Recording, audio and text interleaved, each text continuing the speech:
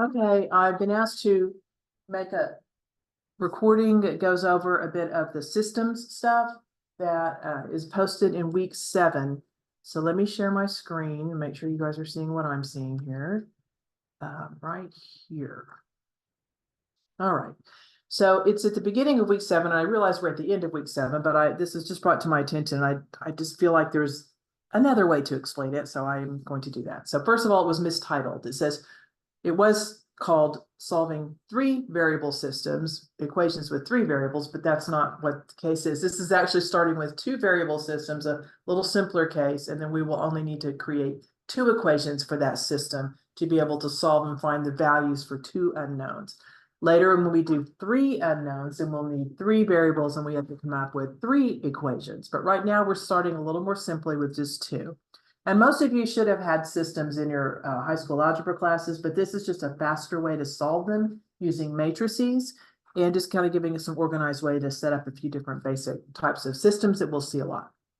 All right, I also rewrote the outline of maybe about how you could break down the information to get your equations. The previous explanation had a lot to do with trading things and having rates involved, unit rates. And so I thought instead I would just talk about having common units to find totals and adding things together with our unknowns to create an equation that adds up to totals that are given in the description.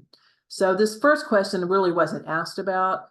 It was about an investment that had different kinds of stock shares and the total number of shares. And it's set up pretty straightforward. I did change the explanations on it a little bit, but it solves pretty straightforward. And when we get to the 2 equations, right here it's X and Y. The first one is just adding up how many stock shares there are. And so the X and Y are we're supposed to be finding how many different kinds of shares, I think, for being purchased. And so one of them is just adding the number of each kind of shares up to the total. And the other one is doing the price per each share times the number of shares equals the total amount spent. So in this case, the X and the Y are the number of shares that were purchased. Those 2 equations, because they are in standard form, will reduce down to this matrix, and that matrix can go into either a graphing calculator or a Desmos matrix calculator. And then you ask it to put it in reduced row echelon form, which is an RREF command. And what it does is it's kind of like reducing it to a similar system that has the solutions when it has the 1, 0 and the 0, 1. The top number is your value for X. The bottom number is your value for Y. And at that point, you can go ahead and answer the question from that. So we will probably not be showing the solutions after this first example here. So let's go to, let me see. Right. So our first question on this one is, it's the same information. I've kind of kept the same steps up at the top, but here we're just talking about the total investment we just figured on the other page is $276,000. It's breaking it up into 2 types of funds. One of them, we're focusing on the interest rates this time, pays 6.9% interest. The other one pays 17.7% interest. It's a little riskier. Okay, and then overall, if you would like to break up this giant piece of money into these 2 investments and average about 8.7% overall from the 2 different types of investments earned together, we want that to represent 8.7% of his original investment. So that you can see that 8.7% is between the 2 interest rates coming from each investment. Okay, so the question is, how many dollars should be invested in each fund? Okay, so the first thing we'll have to do is define our variables. Okay, that's the first step I want us to do. So X and Y, the 2 unknowns, we're going to let X be the amount that's invested at the 6.9% earning, and Y will be the other one that earns 17.7%. So X is the lower yielding one and Y is the higher yielding one. Okay, so there's a couple of hints overall here that we're going to use to interest rates from this problem. It is possible also to set it up with something about the number of shares, but we're going to focus on the interest rates. All right, so let's go through and match our unknowns with the correct description. So if I'm just talking about X and Y, we talked about that representing just the amount we're going to invest in each different account. So if we're talking about amount invested, that's going to be in dollars. And so that's going to be this amount invested up to adding up to the 276,000. It's not about interest earned. This next one, where it has to percentages converted to decimals and then multiplied against these values. That's going to talk about, I kind of go over that. Well, I guess on the next page. But when you want to figure out how much interest is earned from something, if you know what the rate of interest is, 6.9%, which of course translates to 0.069 as a decimal. If you take that percentage times the amount that was invested, that's going to calculate the interest on that piece. So these two pieces are calculating the interest from each of these two accounts. So that'll be the one about the dollars earned in interest. And then this one where we're dividing by the rate per share, that's really not anything we're going to use on this one, but that would be representing the shares, and that would add up to 55.75. We're not going to focus on that piece. So let's just go. I'm just going to pick the first one every time so we can get to the next question, because really I was asked to talk about question 2. So yes, I know I missed them. I'm going to continue. I'm going to go to the next question. Here we go. All right, so that was question 1. Here's question 2. This is what was asked about. So question 2. We're still on the question, find out how many dollars were invested at each account.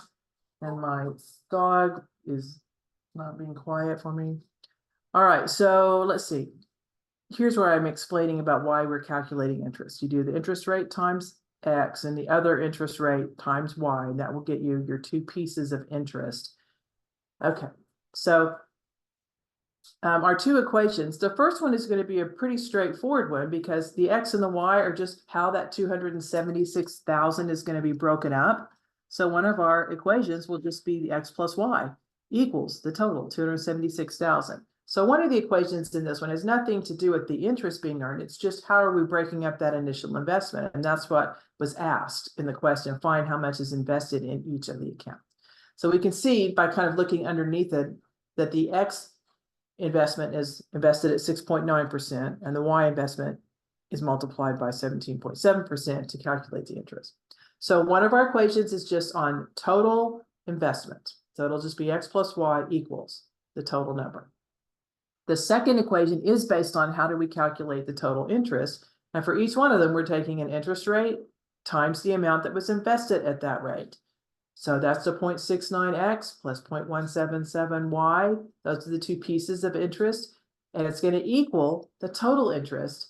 And in this particular case, they don't actually give us the dollar value for the total amount. They give us instead the percentage that it represents. I know in the homework, I think sometimes they give you the actual dollar amount. It makes it a little bit more straightforward. But we'll have to calculate this ourselves, but we'll do it the same way. We're going to take the percentage times the amount.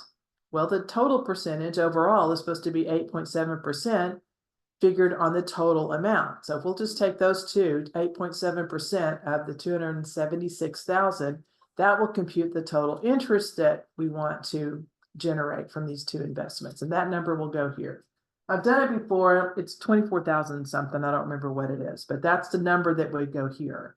And once we have that number here, now we have a matrix that we can go to our calculators or to Desmos and actually break it down and have it put it in RREF form. And these two values will be, the top one will be the amount earned at 6.9% and the bottom will be at 17.7%. But we have to come up with that number on our own by taking the 8.7% times the 260,000 and then fill in that number there. I'm just going to, I don't know, 20,000. It's going to be wrong, but I want you to figure it out. I don't want to necessarily put in the answer for you. So let me go to question 3. All right, so question 3, we have these 3 different types of word problems, and I think they're probably all in the homework, and that's why we're kind of looking at all 3 of them together and kind of trying to get an idea about how to set up 2 equations that will help us to break down each thing that's going on. So let's look at our first one. It says, question A, Mrs. Burke has invested $11,000. She's got 2 accounts. One yields 4% interest, the other yields 12%. So that's similar to our question we just did. If she receives a total of $840 in interest at the end of the year, how much did she invest in each account? So notice here, they didn't give us a percentage overall. They just gave us the actual dollar amount for interest, which actually makes them set up a little quicker, a little easier. All right, so we have two unknowns. How much did she put in at 4%? How much did she put in at 12%? Has to add up to 11,000. So we're going to call the variables for each of those dollar amount investments A and B. And then let's go to the second one, and we'll figure out what's going on here. Now, this is something like what a hospital nutritionist might have to deal with. We have the nutritional statistics on some milk and a protein like a lean meat. So a glass of milk has 0.1 milligrams of iron and 8.6 grams of protein. So notice the two nutritional things are iron, which is measured in milligrams, and protein, which is measured in grams. All right, and then we talk about meat. A quarter pound of lean meat provides 3.5 milligrams of iron and 25 grams of protein. So they're giving us the information on those two nutrients for these two food items. Then we have somebody who has a particular set of conditions that need to be met. So this person on a special diet has to have 14.5 milligrams of iron and then 143 grams of protein. So for this person to get those amounts of those nutrients, we're trying to figure out, well, how many glasses of milk and how many pieces of meat does this person have to meet to where they would have exactly these amounts of iron and protein. So we're going to have to set up two equations to deal with that. Now, since the question is how many glasses of milk, how many quarter-pound servings of meat will provide this, those what our two unknowns are going to represent. They're telling us to use X and Y in this one. So X is going to be glasses of skim milk. Y is going to be servings of meat. Okay, so that's sort of how we're defining our variables here, which was step one. I don't have the step one up here earlier. Step one was define your variables. So let's define our variables for the third one. So we've got a third thing going on. This is something you'd have to do at a feed store or something like this. So you're going to try to mix together something to get a certain protein mixture. This is called the mixture problem. So soybean meal, 14% protein, contains 14% protein. And cornmeal is only 7% protein. And so we want to mix these things together so that our mixture is 10% protein, and we need an exact amount. We need 280 pounds, and we need that 280-pound mixture to be 10% protein, which of course is in between the one that's too low and the other one's too high. All right, so this one we're going to use S and C, I guess, for soybean and corn for the last one to figure out that. So that'll be how many pounds of each kind of meal we have to mix together. All right, so let's just see if we can identify our variables. So X and Y, let's see, that comes from the middle one about the nutrients. We said X was about the glasses of skim milk and Y was about the servings of lean meat. So let's see what our choices are. So we need one that's talking about milk and lean meat. So that looks like it's the middle one, talking about that one. They didn't give us a total. We have to break it down in some other way. All right, so A and B is the next one. So that relates back to our money amount. So A was supposed to be, says how much did they invest in each account. So A is how much they did at 4%. B is how much they put in at 12%. So that's how that 11,000 is going to be broken out. So we'll do that. Has to do with money being invested. So it'll be that one. All right, and then S and C is soybeans and cornmeal, and that was dealing with protein content and large quantities like pounds of protein. So that's be pounds of that meal, yeah. And then a total of 280 pounds. Okay, so the soybean and the cornmeal are dealing in pounds, whereas the protein and the iron was in grams and milligrams, so much smaller quantities. All right, so again, I'm just gonna pick the first one in each one so I can move on to the next question. These are not the correct answers.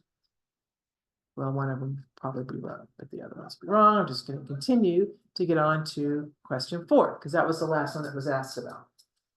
All right, so we're still dealing with this. We're trying to kind of get enough information up to where we can start to form our equations. Okay, so this one we're trying to take and look at things we might multiply against these amounts. So if we're looking at like our first one, if A and B is going to be how this is going to, the different rates of different amounts that were invested. First of all, the total that's invested 11,000, one of our equations is going to be super easy. It'll just be A plus B equals 11,000. But it's the other one that we have to kind of think about how to set it up. So the other one has to do with interest. So it's going to be percentages times each of these things equals the total interest.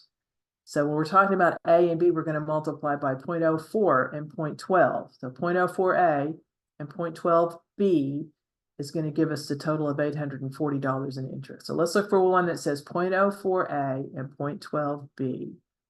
So right there, 0.04 and 0.12, those are our percentages as a decimal for the interest. So let's pick the one about interest, be that one, dollars interest for dollars invested. All right, the next one is the 0.1 and the 3.5. If we look at those numbers, that's talking about the middle one. This is going to help us to set up one of our totals be about iron. So 0.1 milligram of iron for skim milk and 3.5 milligrams of iron for the meat. So those are the numbers that tell us how much iron is in each food item. And that's going to have to total up to the 14.5 milligrams of iron. Okay, so that'll be our milligrams of iron. All right, and then the 8.6 and the 25, those are also the food items, and those deal with the protein, but those are grams per serving. So that's the protein in a smaller amount because we're talking about in a food item, food serving.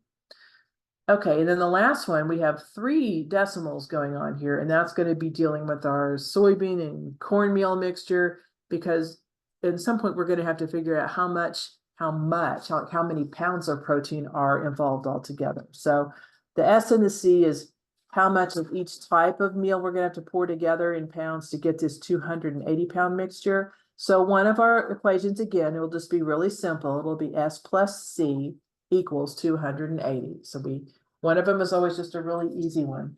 And then the other one, we have to figure out how to use our percentages. So the first one, 14% of the soybean meal will be protein. So we'll have to multiply the soybean, or S, by 14. So 0.14 times S. And do the same thing for cornmeal, 0.07 times C. And that's going to equal the total amount of protein we want, which is going to be 10% times 280. So that's the one, that's why we have 3 different decimals on that last choice, is because it's associated with each one of these percent protein problems. So that one's in pounds. That's the pounds of protein. All right, so just gonna go through and pick these real quick so I can get to the last question here. So that was what question? I'm not sure which question we're on, but let's go to the next one. Okay, so we're in question 4. This was the last one I believe was the last one that was asked about. So I know I didn't answer them all, but if we're going to go and kind of carry that problem through to the end, okay, this is kind of what we were talking about before.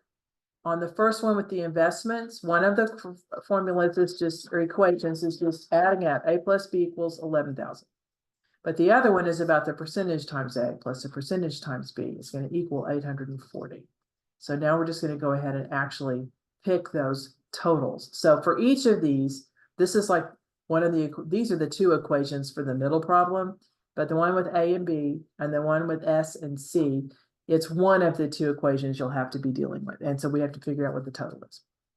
All right, so for the A and B, the total interest, these are calculating interest, would be the $840.